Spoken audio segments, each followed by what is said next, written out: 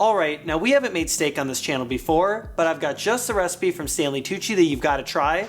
It's his chimichurri steak. Now let's hop into it. Okay, so the first step is going to be choosing our steak. Now Tucci doesn't call out a specific steak to use here, so I went with a flank steak that weighs about 1.5 pounds, and you're going to season both sides with some kosher salt and black pepper. While our steak is resting, it's time to make that delicious chimichurri, and this first step is optional, and it's to use a jalapeno. I like a little bit of spice in this chimichurri, so we're just going to remove the top, the seeds, and then get a fine dice. After that, we're going to take 2 garlic cloves, and we're going to mince this, and then you can set aside with your jalapeno. Then Tucci calls for us to take 10 sprigs of parsley, in which we're going to remove it from its stem, along with 10 sprigs of oregano. Now it's time to give this a nice chop, and just make sure to get it fine because we don't want any large pieces of parsley or oregano in our final chimichurri. Once that's done, you can combine the garlic, jalapeno, and the parsley and oregano all together at the center of the board. To bring this all together, we're going to take 3 tablespoons of a high quality olive oil, 2 tablespoons of red wine vinegar, a half teaspoon of kosher salt, and some fresh black pepper, and you're going to mix around until everything is fully coated. The longer you let this sit, the more flavor it's going to have, so just give it a little bit of time. Now for cooking the steak, you're going to take a large cast iron skillet and over high heat, add some olive oil, and once shimmering,